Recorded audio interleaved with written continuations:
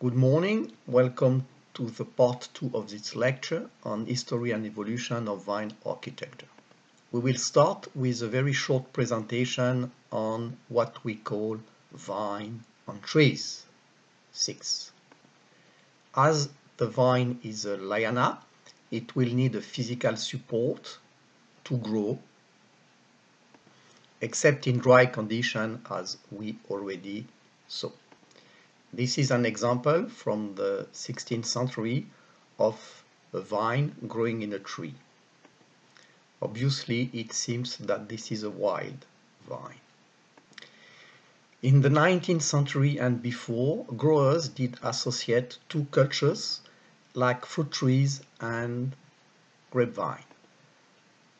The fruit trees were maple, cherry, plum tree, mulberry, etc.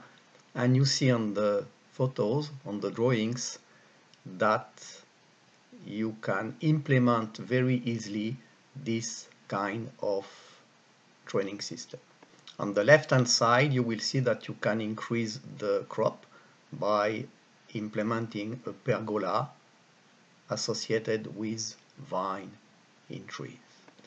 Dead trees were also used to support vine in tree.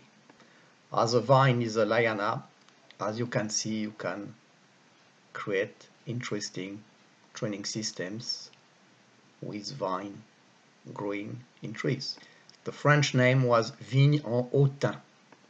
This is an example of vine trained on tree. It's a dead tree, it's an open system. It's a sort of very big and open goblet, if I may say. I saw this training system in some collections in Italy. Okay, let's move to the V.S.P, which is a training system which is trellised. And in the world, 70% of vineyards are planted with V.S.P. So in the 19th century and before, people used wooden poles, and now, of course, they use wire. Different example of V.S.P with the double cordon, the cane pruning, arch pruning for cane pruning, and mechanical pruning as well with edge. Again, don't be confused between pruning systems and training systems. For example, a bilateral cordon can be trellised or not.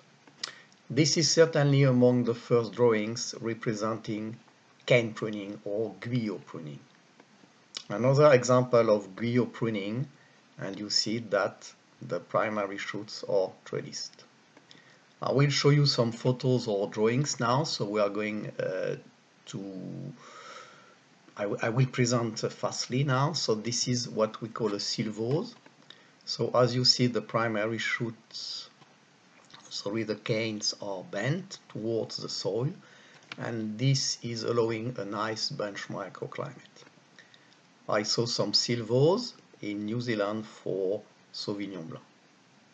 So as I said, now I'm going to show you some drawings so I can go faster. So this is an example of a training system called palmette.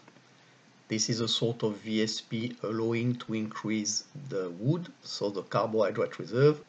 This is a sort of Chablis. Chablis is a training system used in Champagne. Another example of training system, and the pruning system here is a double cane pruning. Another example of trellised vine using two poles, and again it's cane pruning.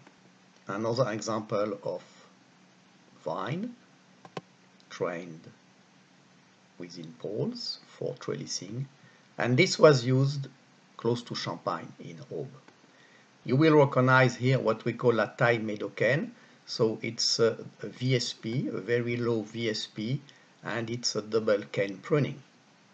And you see again, those days, growers did use wooden pickets or poles. And then the question is why the vines are very low. It's just about mechanization. You will see that most vineyard plantation or most training system which are used are reasoned according to mechanization and cost. And La Taille Médocaine was very low in order to enable the passage of ploughs drawn by cattle, as we can see here on this drawing. So again, it's about mechanization. The adaptation of the vineyard, cultural practices, training system, pruning system were about mechanization. A nice example of harvest at Château Lafite in the 19th century, 1868. So just have a look at the picture and you will understand everything. Very nice picture indeed. Very low training system, though the question which could be addressed is about bunch microclimate and wine quality, but it seemed that it worked very well because from this way of doing was born the classification of the Grand Cru in Bordeaux. So it seemed that it was working in terms of wine quality. From Bordeaux to Champagne, and this is an example of Vignon Foule. Vignon Foule, it was a very high density vineyard, about 15,000 to 30,000 cuttings per hectare. So the vineyards were planted with cuttings, and each year the cuttings were renewed. So when powdery mildew and downry mildew came, obviously growers, they had to spray, and you can imagine that spraying with such a high density is not obvious. Normally, because of botrytis and because such high density, the grapes were harvested a bit green because of, or under maturation because of problem of botrytis and problem of bunch microclimates, as you can imagine. A lot to say about the evolution of training system, but we don't have that much time. I will provide you with some publications. Then, to enable people to spray, they did organize the vines in rows. And this is again about mechanization with horses. And to me, and not only to me, but to some historian people or researchers, the origin of high density is coming from these days. It's not about quality, it's because in those regions like Champagne and Burgundy, people were used to high density, so when they started mechanization, they had to organize vines in rows, and then they put a high number of vines per hectare, at least 10 to 15,000 those days. Around 1950, after World War II, it was possible to see again some Vignon Foule in Champagne. And then, as well, people started to organize everything in rows. But you see that those days, the height of the vegetation was quite low. This is the Chablis training and pruning system in Champagne nowadays. So, where to find Espalier or V.S.P in France? A bit everywhere. Champagne, Val de Loire, Burgundy, Bordeaux, etc. This training system has been adopted because of mechanization, mainly because of mechanization. Then the question of number of vines per hectare, density of plantation, it's another topic. So as I said, most vineyards in the world, they use VSP, which can be trellised or not. So this is what we call a VSP, as you already know now. So let's do a bit of a tour de France of vineyards and to have a look of the landscape, magnifique, beautiful landscape. And most of the slides now will be about the VSP. You will find VSP in Alsace, in Burgundy.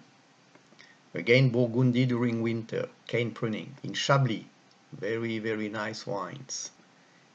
In Baume de Venise, in the south of France. When you look at those vines, as if you remember, these are goblets which has been transformed for mechanization. The point here is it could seem to you that this vineyard is a bit like a mess. But my point here is, don't judge a vineyard just by looking at the training system or the plantation density, etc.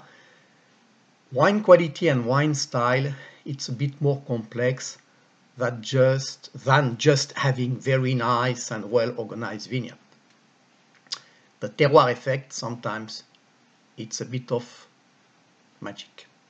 V.S.P in Languedoc, V.S.P in Portugal, V.S.P in the Tupungato area in Argentina, 2000 meters of high above the sea, fully irrigated. They are fetching the water 200 meters below the soil. V.S.P in Curico Valley in Chile. The sprawling training system which is used in Australia in many regions, everything is mechanized, so here pruning is mechanized, and we call it a sprawling training system because it's not trellised, and to me it's a very clever and qualitative training system for many reasons, as by not trellising you increase the exposed leaf area, you protect the clusters, the bunches, so it's quite, physiologically speaking, it's quite clever. And when you take a photo below the canopy, you see a very nice canopy and cluster microclimates. The pergola, number 5. There were, I don't know exactly now, but a few years ago there were a lot of pergola in Brazil. This is a photo from Brazil. This training system is not really qualitative, as you can imagine, and it's mainly used for, as we can see here, the pergola is a nice way to increase the exposed leaf area and to have a nice bunch microclimate, but it's a bit a complicated training system because it is not allowing mechanization. Some tools have been developed in Chile, for example, to mechanize the harvest using the pergola, but it's not working well. Under a pergola, it's a nice place to be to take the aperitif. Now something which is coming back because of climate change or because of ecology, I don't know, it's to plant vines with other plants or species. In the 19th century it was really common to have vines. You see here vines in goblet, cereals and olive trees. I saw a bit of those vignes intercalaires in France.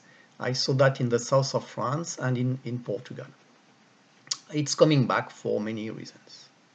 This is an example of vigne intercalaire in Portugal.